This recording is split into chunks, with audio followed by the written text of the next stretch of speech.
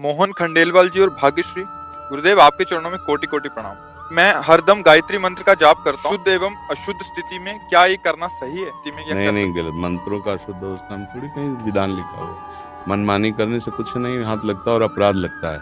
नाम हर समय जप कीजिए, पवित्र अवस्था में मंत्र जप कीजिए। ये मंत्रों का ऐसा थोड़ा है कि तो गलती बचपन से करते रहो तो बुढ़ापे तक फिर वो ये स्वीकार करते रहे।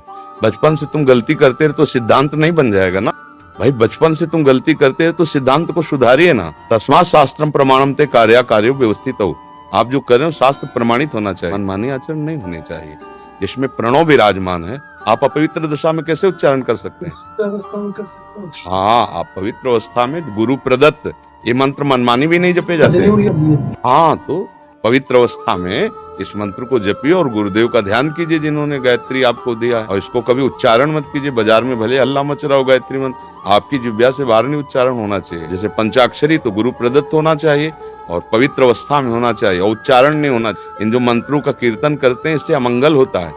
मान लो द्वादशाक्षर मंत्र, पंचाक्षरी मंत्र, इनका कीर्तन थोड़ी होता है। सिद्धांत में कीर्तन के नाम कीर्तनम यश्य, नाम का कीर्तन होता है। मंत्र तो जितना रखा जाता है उतने उसका प्रकाश होता है। तो नाम जप करना चाहिए, करना चाहिए। गायत्री का फल है ये। गायत्री कृष्ण स्वरूपा है, उनका फल यही है। हमारी बुद्धि को सत्यम परम धीमहि प्रचोदयात्, मेरी बुद्धि को परम सत्य की तरफ प्रेरित करते हैं। मंत्र का स्वरूप जानते हो? यही है। सत्य कौन है? सच्चिदानंद रूपाय विश्वोत्पत्त्यादि हेतवे तापत्रय विनाशाय श्री कृष्णाय नमः। कुछ देर मंत्र जपो, शेष समय भगवान नाम जप करो, अभी आनंद आने लगेगा। हम गलती को पुष्टता, हम अनेक जन्मों से गलती करते चले, हम कहते हैं अनेक जन्मों से हम विषय भोगते चले हैं। भाई मेरा सिद्धांत है, तो अनेक जन्मों से नरक भी तो भोगते चले आए हो। अगर आपको जीवन मुक्त होना है तो पीछे की सारी गलतियों को मिटाकर सत्य पे चलना होगा। ये तो बहुत बड़ी कृपा है कि आप आकर प्रश्न कर रहे हैं और आप उसका उत्तर प्राप्त करने के लिए लालायित हैं, उसको श्रद्धापूर्वक मानना चाहते हैं।